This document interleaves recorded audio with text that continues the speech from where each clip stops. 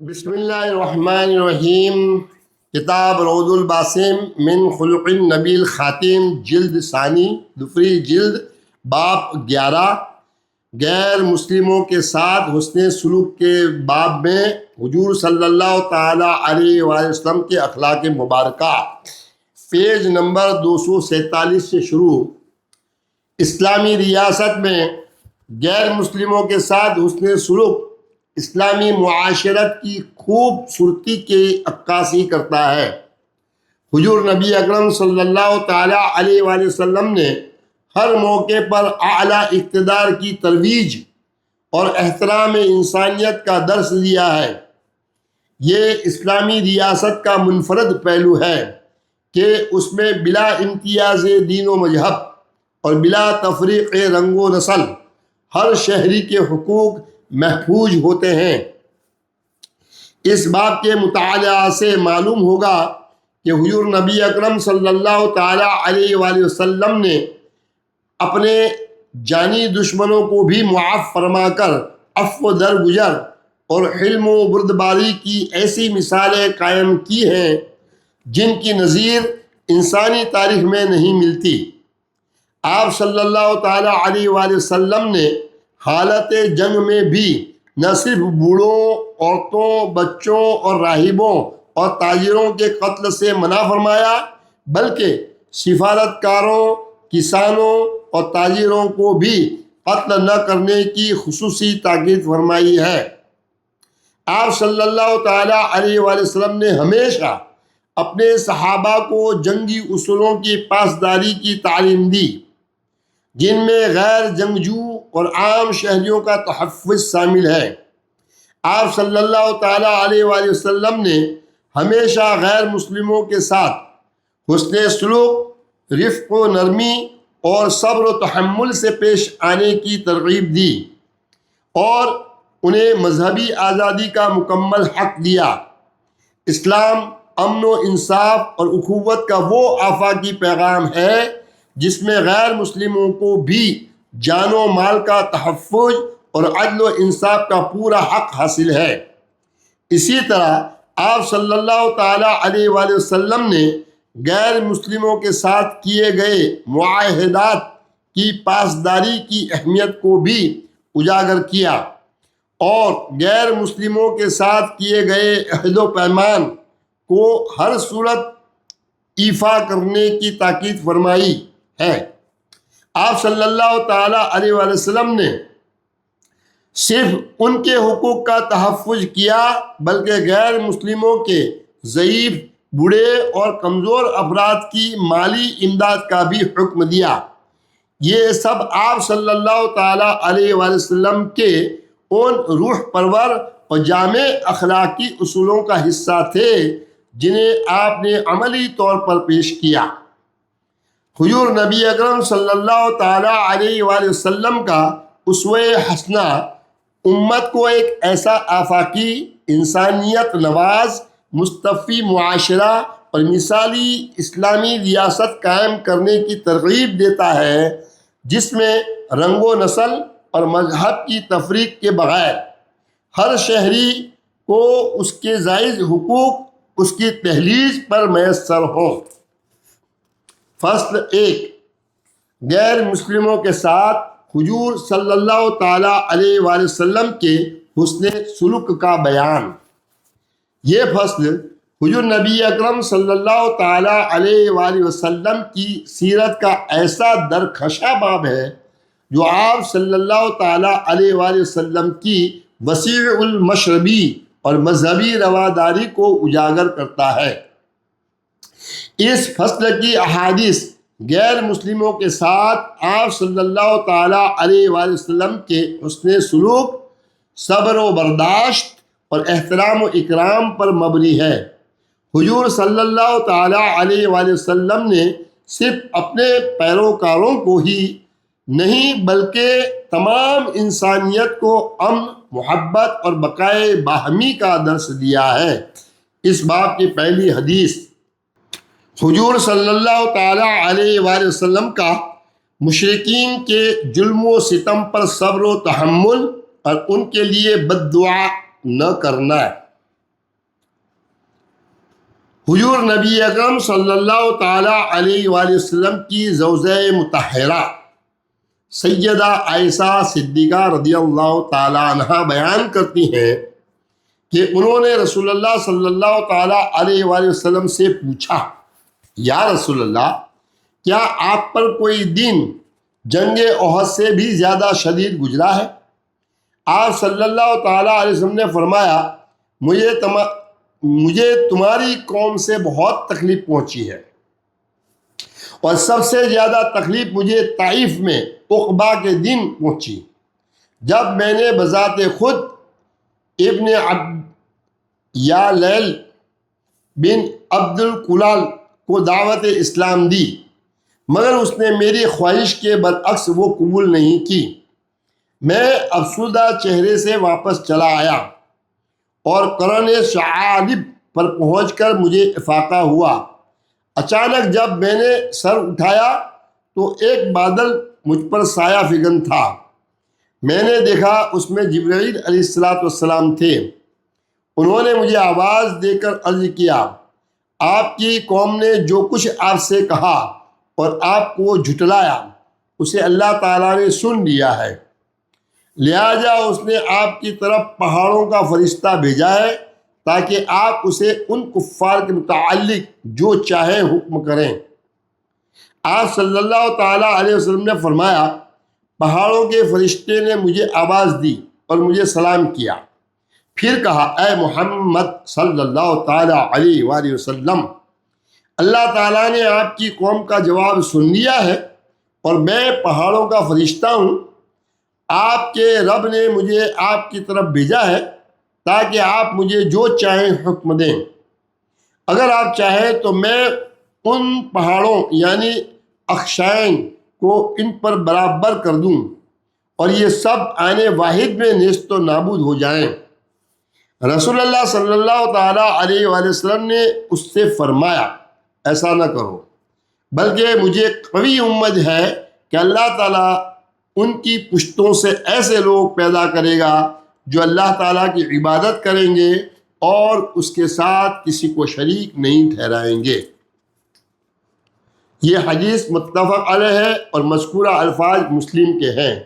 حدیث نمبر 2، حضرت عبداللہ رضی اللہ تعالیٰ عنہ بیان کرتے ہیں، گویا میں حضور نبی اکرم صلی اللہ تعالیٰ علیہ وآلہ وسلم کو اس حال میں دیکھ رہا ہوں کہ آپ صلی اللہ تعالیٰ علیہ وآلہ وسلم انبیاء کرام میں سے کسی نبی کا ذکر فرما رہے تھے جنہیں ان کی قوم نے مار مار کر لہو لہان کر دیا تھا، اور وہ اپنے چہرے سے خون صاف کرتے ہوئے فرماتے جاتے تھے، اے اللہ میری قوم کو بخش دے کیونکہ یہ لوگ مجھے نہیں پہچانتے۔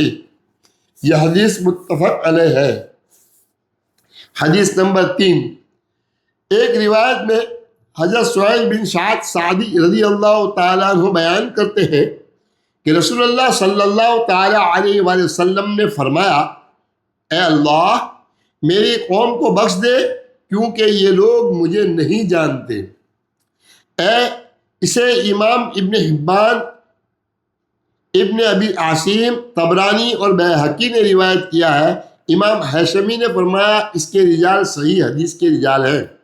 حدیث نمبر 4، حضرت ابو ہریرہ رضی اللہ تعالیٰ عنہ بیان کرتے ہیں کہ حضور نبی اکرم صلی اللہ تعالیٰ علیہ وآلہ وسلم کی بارگاہ میں عرض کیا گیا، یا رسول اللہ مشرکین کے خلاف بد دعا کیجیے۔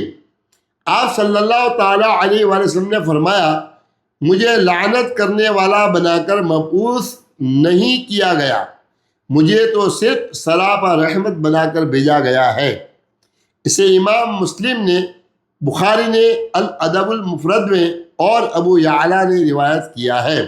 حدیث نمبر 5، ایک اور روایت میں حضرت ابو ہریرہ رضی اللہ تعالیٰ عنہ بیان کرتے ہیں کہ آپ صلی اللہ تعالیٰ علیہ وآلہ وسلم نے فرمایا، مجھے تو سراپا رحمت بنا کر بھیجا گیا ہے نہ کہ عذاب بنا کر۔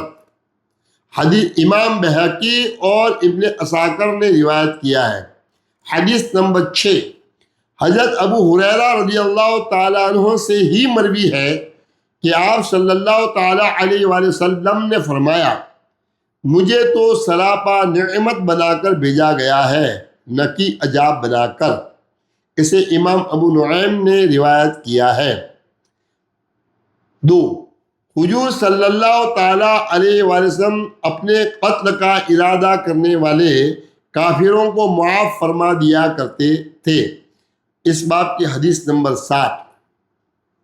حضرت جابر بن عبداللہ رضی اللہ تعالیٰ عنہما فرماتے ہیں کہ ایک دفعہ انہوں نے رسول اللہ صلی اللہ تعالیٰ علیہ وآلہ وسلم کے ہمراہ نجد کی جانب سفر جہاد کیا۔ بیان کرتے ہیں کہ پھر حضور نبی اکرم صلی اللہ تعالیٰ علیہ وآلہ وسلم نے ہمیں اپنے ساتھ ایک بڑی کانٹے دار درختوں والی وادی میں پایا۔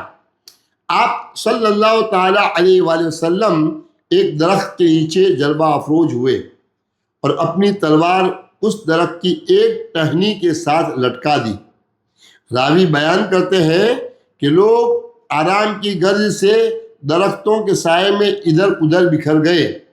بعد ازاں ہم سب بارگاہ رسالت مآب صلی اللہ تعالیٰ علیہ وآلہ وسلم میں حاضر ہوئے۔ رسول اللہ صلی اللہ تعالیٰ علیہ وآلہ وسلم نے فرمایا جب میں سو رہا تھا تو میرے پاس ایک شخص آیا اور اس نے تلوار اٹھا لی۔ جب میں بیدار ہوا تو دیکھا کہ وہ شخص میرے سر پر کھڑا تھا۔ میں نے دیکھا کہ سوتی ہوئی تلوار اس کے ہاتھ میں ہے۔ اس نے مجھ سے پوچھا اے محمد صلی اللہ تعالیٰ علیہ وسلم اب آپ کو مجھ سے کون بچائے گا؟ میں نے جواب دیا اللہ۔ پھر اس نے دوسری مرتبہ کہا آپ کو مجھ سے کون بچائے گا؟ میں نے کہا اللہ۔ فرمایا پھر اس نے خوف زدہ و سراسیمہ ہو کر تلوار گرا دی۔ وہ شخص یہ بیٹھا ہوا ہے۔ پھر رسول اللہ صلی اللہ تعالیٰ علیہ وسلم نے اس سے انتقام بھی نہ لیا۔ یہ حدیث متفق علیہ ہے۔ مذکورہ الفاظ مسلم کے ہے۔ حدیث نمبر 8۔ حضرت جابر بن عبداللہ رضی اللہ تعالیٰ عنہما بیان کرتے ہیں ہم حضور نبی اکرم صلی اللہ تعالیٰ علیہ وآلہ وسلم کے ساتھ نجد کی طرف سے غزوے کے لیے گئے۔ وقت دوپہر آپ صلی اللہ تعالیٰ علیہ وآلہ وسلم ایک جنگل میں پہنچے جہاں ببول کے درختوں کی کثرت تھی۔ آپ صلی اللہ تعالیٰ علیہ وآلہ وسلم نے ایک گھنے درخت کے نیچے آرام کرنے کے لیے اترے اور اسی درخت کے ساتھ اپنی تلوار بھی لٹکا دی۔ صحابہ کرام رضی اللہ تعالیٰ عنہم بھی آرام کرنے کے لیے درختوں کے سائے میں بیٹھ گئے۔ صحابہ کرام رضی اللہ تعالیٰ عنہم بیان کرتے ہیں ابھی ہم اسی کیفیت میں تھے کہ رسول اللہ صلی اللہ تعالیٰ علیہ وآلہ وسلم نے ہمیں پکارا۔ جب ہم حاضر ہوئے تو ایک بدو آپ کے سامنے بیٹھا ہوا تھا۔ رسول اللہ صلی اللہ تعالیٰ علیہ وسلم نے فرمایا یہ شخص میرے پاس اس وقت آیا جب میں سو رہا تھا۔ اس نے میری تلوار نکالی تو میں بیدار ہو گیا اور یہ میری ننگی تلوار سونتے میرے سر پر کھڑا تھا۔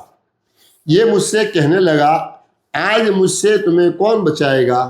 میں نے کہا اللہ۔ وہ اس ایک لفظ سے اتنا مرعوب ہوا ہے کہ تلوار زمین پر رکھ کر میرے سامنے بیٹھ گیا اور دیکھ لو یہ بیٹھا ہے۔ صحابہ کرام رضی اللہ تعالیٰ عنہم بیان کرتے ہیں کہ رسول اللہ صلی اللہ تعالیٰ علیہ وسلم نے اسے کوئی سزا نہ دی بلکہ معاف فرما دیا۔ اس حدیث کو امام بخاری، ابن حبان، حاکم اور ابو شیخ نے روایت کیا ہے۔ حدیث نمبر 9۔ حضرت انس رضی اللہ تعالیٰ عنہ بیان کرتے ہیں کہ ایک یہودی عورت رسول اللہ صلی اللہ تعالیٰ وسلم کے پاس ایک زہر آلود پکی ہوئی بکری لے کر آئی۔ آپ صلی اللہ تعالیٰ علیہ وسلم نے اس کے گوشت میں سے تھوڑا سا کھایا تو وہ گوشت بول پڑا کہ وہ زہر آلود ہے۔ پھر اس عورت کو رسول اللہ صلی اللہ تعالیٰ وسلم کے پاس لایا گیا۔ آپ صلی اللہ تعالیٰ علیہ وسلم نے اس عورت سے اس گوشت کو زہر آلود کرنے کے متعلق پوچھا۔ اس نے کہا میں نے آپ کو قتل کرنے کا ارادہ کیا تھا۔ العیاذ باللہ، نعوذ باللہ۔ آپ صلی اللہ تعالیٰ علیہ وسلم نے فرمایا اللہ تعالیٰ تجھے اس پر قادر نہیں کرے گا۔ راوی بیان کرتے ہیں یا آپ صلی اللہ تعالیٰ علیہ وآلہ وسلم نے فرمایا مجھ پر قادر نہیں کرے گا۔ صحابہ کرام رضی اللہ تعالیٰ عنہ نے عرض کیا یا رسول اللہ کیا ہم اسے قتل نہ کر دیں؟ آپ صلی اللہ تعالیٰ علیہ وآلہ وسلم نے فرمایا نہیں۔ آپ صلی اللہ تعالیٰ علیہ وسلم نے اس یہودی عورت کو معاف فرما دیا۔ راوی کہتے ہیں کہ اس زہر کا اثر رسول اللہ صلی اللہ علیہ وسلم کے منہ میں ہمیشہ پایا گیا۔ یہ حدیث متفق علیہ ہے اور مذکورہ الفاظ مسلم کے ہے۔ حدیث نمبر 10، حضرت انس بن مالک رضی اللہ تعالیٰ عنہ بیان کرتے ہیں کہ صلح حدیبیہ کے موقع پر مکہ کے 80 آدمی رسول اللہ صلی اللہ تعالیٰ علیہ وآلہ وسلم کی جانب جبل تنعیم سے مسلح ہو کر اترے۔ وہ حضور نبی اکرم صلی اللہ تعالیٰ علیہ وسلم اور صحابہ کرام رضی اللہ تعالیٰ عنہ کو دھوکہ دے کر غفلت میں حملہ کرنا چاہتے تھے۔ آپ صلی اللہ تعالیٰ علیہ وسلم نے انہیں پکڑ کر قید کر لیا اور بعد میں انہیں رہا کر دیا۔ تب اللہ تعالیٰ نے یہ آیت نازل فرمائی بَهُوَ الَّذِي كَفَّ أَيْدِيَهُمْ عَنْكُمْ وَأَيْدِيَكُمْ عَنْهُمْ بِبَطْنِ مَكَّةَ مِن بَعْدِ أَنْ أَجْفَرَكُمْ عَلَيْهِمْ، اور وہی ہے جس نے سرحد مکہ پر حدیبیہ کے قریب ان کافروں کے ہاتھ تم سے اور تمہارے ہاتھ ان سے روک دیے، اس کے بعد کہ اس نے تمہیں ان کے گروہ پر غلبہ بخش دیا۔ اسے امام مسلم، احمد، ابو داؤد، ترمذی اور نسائی نے روایت کیا ہے۔ امام ترمذی نے فرمایا یہ حدیث حسن صحیح ہے۔ حدیث نمبر 11، حضرت زید بن ارقم رضی اللہ تعالی عنہ بیان کرتے ہیں کہ حضور نبی اکرم صلی اللہ تعالی علیہ وآلہ وسلم پر یہود کے ایک شخص نے جادو کر دیا۔ بشری تقاضوں کے مطابق اس جادو کے اثر کی وجہ سے آپ صلی اللہ تعالیٰ علیہ وسلم چند دنوں تک بیمار رہے۔ پھر آپ صلی اللہ تعالیٰ علیہ وسلم کے پاس جبرائیل علیہ السلام نے آ کر اطلاعاً عرض کیا ایک یہودی نے آپ پر جادو کیا ہے، اس نے آپ کے لیے فلاں کنویں میں گرہ باندھ کر ڈال رکھی ہے۔ رسول اللہ صلی اللہ تعالیٰ علیہ وسلم نے حضرت علی رضی اللہ تعالیٰ عنہ کو بھیجا، انہوں نے اسے نکالا، وہ گرہ آپ صلی اللہ تعالیٰ علیہ وسلم کے پاس لائی گئی تو آپ صلی اللہ تعالیٰ علیہ وسلم نے اسے کھول دیا۔ بیان کرتے ہیں کہ ادھر گروہ کھلی اور ادھر رسول اللہ صلی اللہ تعالیٰ علیہ وسلم فوراً کھڑے ہو گئے، گویا آپ صلی اللہ تعالیٰ علیہ وسلم کا وجود اطہر کسی رسی کے بندھن سے آزاد ہو گیا ہو۔ پھر آپ صلی اللہ تعالیٰ علیہ وسلم نے اس کا ذکر اس یہودی سے نہیں کیا اور نہ ہی اس نے آپ صلی اللہ علیہ وسلم کی وفات تک کبھی آپ صلی اللہ علیہ وسلم کے چہرے اقدس پر اس کا اثر دیکھا۔ اس حدیث کو امام احمد، نسائی، عبد بن حمید اور ابن ابی شیبہ نے روایت کیا ہے۔ امام حشمی نے فرمایا ہے میں کہتا ہوں کہ اسے امام نسائی نے مختصراً روایت کیا ہے، امام طبرانی نے مختلف اسانید سے روایت کیا ہے اور امام احمد کے رجال صحیح حدیث کے رجال ہیں۔ فصل 3، حضور صلی اللہ تعالیٰ علیہ وآلہ وسلم نے اپنے بدترین دشمنوں کے لیے عام معافی کا اعلان فرمایا۔ حدیث نمبر 12، حضرت عروہ بن زبیر رضی اللہ تعالیٰ عنہ فتح مکہ کے احوال بیان کرتے ہوئے فرماتے ہیں کہ حضرت سعد بن عبادہ رضی اللہ تعالیٰ عنہ نے حضرت ابو سفیان سے کہا آج کا دن قتل عام کا دن ہے، آج کعبہ کی حرمت بھی حلال ہو جائے گی۔ حضرت ابو سفیان نے یہ بات یوں نبی اکرم صلی اللہ تعالیٰ علیہ وسلم کو بتائی۔ آپ صلی اللہ تعالیٰ علیہ وسلم نے فرمایا سعد نے غلط کہا ہے، آج تو اللہ تعالیٰ کعبہ کو عظمت عطا فرمائے گا اور آج کعبہ کو غلاف پہنایا جائے گا۔ حافظ عسقلانی فتح الباری میں روایت کرتے ہیں کہ آپ صلی اللہ تعالیٰ علیہ وسلم نے فرمایا آج کا دن رحمت کا دن ہے، اللہ تعالیٰ آج قریش کو عزت سے نوازے گا۔ حدیث نمبر 13، امام ابو یوسف بیان کرتے ہیں کہ رسول اللہ صلی اللہ تعالیٰ علیہ وسلم نے مکہ اور اہل مکہ سے درگزر کرتے ہوئے ارشاد فرمایا، جس شخص نے اپنا دروازہ بند کر لیا وہ امن میں ہے، جو مسجد میں داخل ہو گیا وہ امن میں ہے، جو ابو سفیان کے گھر داخل ہو گیا وہ امن میں ہے۔ جب سب لوگ مسجد الحرام میں جمع ہوئے تو آپ صلی اللہ تعالیٰ علیہ وسلم نے ان سے فرمایا، تمہارا کیا خیال ہے کہ میں تمہارے ساتھ کیا سلوک کرنے والا ہوں؟ انہوں نے کہا، ہم آپ سے بھلائی کی امید رکھتے ہیں، کیونکہ آپ ایک معزز بھائی اور معزز بھائی کے بیٹے ہیں۔ آپ صلی اللہ علیہ وسلم نے فرمایا، جاؤ تم سب آزاد ہو۔ سے امام شافعی، ابن حبان اور الربیع نے روایت کیا ہے۔ فصل 4، حضور صلی اللہ تعالیٰ علیہ وآلہ وسلم نے نجران کے عیسائی وفد کو مسجد نبوی میں اپنی مذہبی رسومات کی ادائیگی سے نہ روکا۔ حدیث نمبر 14۔ امام ابن اسحاق سے روایت ہے کہ رسول اللہ صلی اللہ تعالیٰ علیہ وآلہ وسلم کے پاس مدینے میں نجران کے عیسائیوں کا وفد ملاقات کے لیے آیا۔ محمد بن جعفر بن ندی بیان کرتے ہیں کہ یہ وفد نماز عصر کے بعد مسجد نبوی میں آپ صلی اللہ تعالیٰ علیہ وآلہ وسلم کے پاس پہنچا۔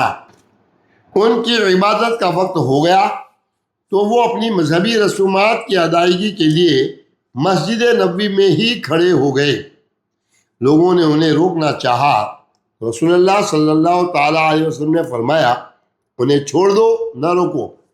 چنانچہ انہوں نے مشرق سمت رخ کیا اور مکمل آزادی کے ساتھ اپنی عبادت کی، یعنی مذہبی رسومات بجا لائے۔ اسے امام بہقی اور ابن سعد نے روایت کیا ہے، جبکہ ابن ہشام اور الذہبی نے بھی اسے ذکر کیا ہے۔ 5، حضور صلی اللہ تعالیٰ علیہ وآلہ وسلم نے شاہ حفصہ نجاشی کے وفد کی بنفس نفیس خاطر توضع فرمائی۔ اس باب کی حدیث نمبر 15۔ حضرت ابو قتادہ رضی اللہ تعالیٰ عنہ بیان کرتے ہیں کہ شاہ حفصہ نجاشی کا ایک وفد حضور نبی اکرم صلی اللہ تعالیٰ علیہ وآلہ وسلم کی خدمت میں حاضر ہوا تو آپ صلی اللہ تعالیٰ علیہ وآلہ وسلم ان کی خاطر توجہ کے لیے خود مصروف اہتمام اور انصرام ہو گئے۔ آپ صلی اللہ تعالیٰ علیہ وسلم کے صحابہ کرام رضی اللہ تعالیٰ عنہم نے عرض کیا، یا رسول اللہ، ہم آپ کی طرف سے مہمان نوازی کا فریضہ سر انجام دینے کے لیے کافی ہیں۔ آپ صلی اللہ تعالیٰ علیہ وسلم نے فرمایا، ان لوگوں نے میرے اصحاب کی عزت افزائی کی تھی، اس لیے میں نے پسند کیا کہ میں خود ان کی اس تکریم کا بدلہ دوں۔ اسے امام بہقی اور سیداوی نے روایت کیا ہے۔ پارٹ نمبر 55 مکمل ہوا، یہاں پیج نمبر 261 پر۔ السلام علیکم ورحمۃ اللہ۔